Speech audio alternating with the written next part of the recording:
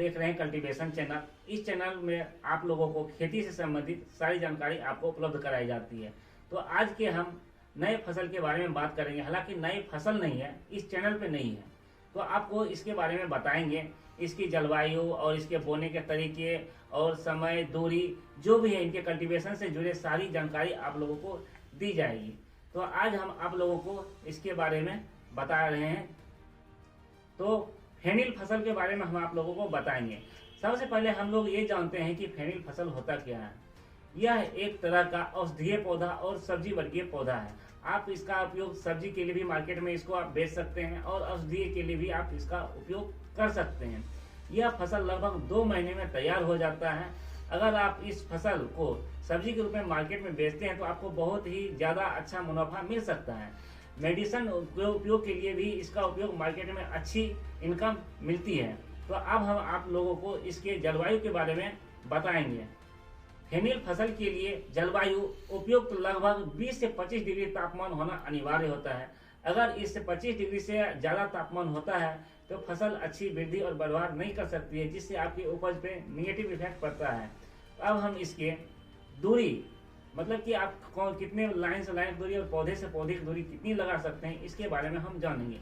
तो हम इसकी प्लांटिंग 60 × 45, 60 लाइन से लाइन दूरी 60 रखनी है और पौधे से पौधे की दूरी 45 रखनी है। जैसे कि एक लाइन से दूसरी लाइन की दूरी 60 और पौधे से पौधे की दूरी, जैसे ये पौधा और ये अगला पौधा, ये 45 सेंटीमीटर में रखना है। तो इससे अच्छी आपकी प्लांटिंग होगी और आपकी उपज में अच्छा प्रभाव पड़ेगा। और सबसे ज्यादा महत्वपूर्ण, अब हम आप लोगों को इसके वैरायटी के बारे में बताएंगे। वैरायटी बहुत ही ज़्यादा मायने रखता है। अगर अच्छी वैरायटी की अगर फसल नहीं बोते हैं, उसकी अगर मतलब जर्मिनेशन प्योरिटी बहुत कम है, तो आपकी ज़्यादा नुकसान उठाना पड़ सकता है। आपकी फसल अच्छी नहीं होगी। अब जब प्लांट ही नहीं जन्म लेगा तो फिर आपकी फसल कैसे अच्छी होगी। हम आप लोगों को कुछ वैरायटी का नाम बता दे रहे हैं। अगर आपको इससे भी ज़्यादा जानकारी चाहिए तो आप मेरे नीचे दिए गए डिस्क्रिप्शन लिंक में क्लिक करके इंस्टाग्राम और टेलीग्राम पे आप मुझसे डायरेक्ट कांटेक्ट कर सकते हैं। आपको वहां से अच्छी जानकारी आपको तुरंत प्रोवाइड कराई जाएगी। तो हम अब वैरायटी के बारे में बात करते हैं। वैरायटी गुजरात सौंफ, गुजरात सौंफ 1, गुजरात सौंफ 2, गुजरात सौंफ 11, ये इनके वैरायटी हैं। RF 125, RF 105, PF 35, ये सभी इनके वैरायटी है। अब हम आगे आप लोगों को बीज की मात्रा के बारे में बताएंगे। बीज की मात्रा अगर आप छींट के जैसे बुआई कर, जैसे कि ऐसे करके आप जैसे छींटते हैं उस तरह से अगर बुआई करेंगे तो 8 से 10 kg आपको लग जाएगा बीज। अगर आप जैसे कि रोपाई करते हैं, जैसे अलग अलग करके रोपाई करते हैं, तो आपको 3 से 4 kg बीज का उपयोग करना है।